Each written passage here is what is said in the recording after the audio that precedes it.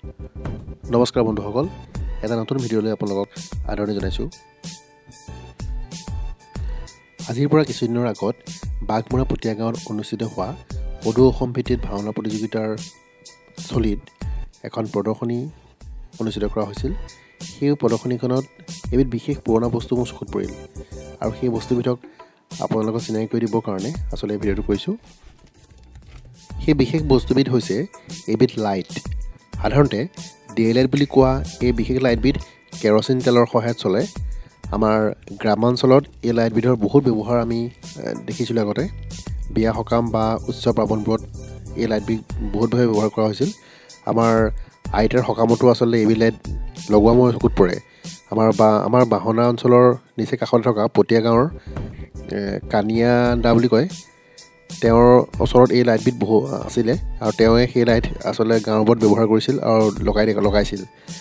সাধাৰণতে আমি দেখি থকা যিবোৰ মেন্থল লাইটৰ সৈতে একেই হয় ইয়াৰ মেকানিজিমটো, কিন্তু অলপ ইয়াৰ শ্বেপটো বেলেগ হয় আৰু ইয়াক ওলোমাই ৰখা হয় ওপৰত, আৰু তলত যিটো লাইটৰ যিটো পোহৰ দিয়া অংশটো এই লাইটটোৰ তলত থাকে আৰু তাত এটা মেন্থল লগাই থোৱা থাকে আৰু যথেষ্ট পোহৰ দিছিলে এই বস্তুটোৱে।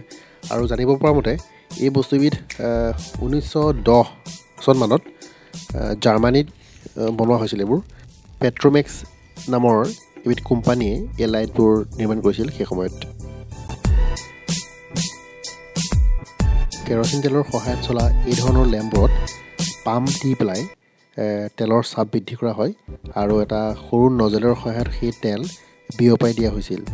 আৰু এনেধৰণৰ সাধাৰণতে দেখা পোৱা কেৰচিন তেলৰ আহিলা, যেনে আমাৰ যিটো ষ্ট'ভ, কেৰচিনৰ ষ্ট'ভ বা ডে-লাইট বা আমাৰ মেন্থল লাইটসমূহত সেই মেকানিজিমটো ব্যৱহাৰ হয়।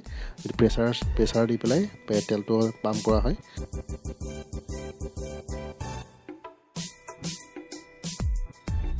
ডে-লাইটৰ হৈছে এইটো তেল ভৰোৱা নজেল, এইফালে তেলটো ভৰোৱা হয়।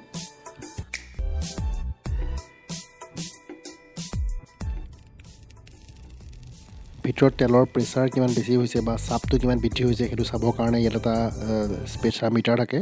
ইয়াত চাই পেলাই গম পোৱা যায় কিমান আচলতে ইয়াত প্ৰেছাৰটো আছে। আৰু এইডাল দি আচলতে পাম্পটো কৰা হয়। তেলটো পাম্প কৰিবৰ কাৰণে এইডাল ব্যৱহাৰ কৰা হয়। এইডাল দি পাম্প দিয়াৰ পিছত প্ৰেছাৰৰ মেচিনটোত প্ৰেছাৰটো উঠে, যিটো মিটাৰ থাকে তাত।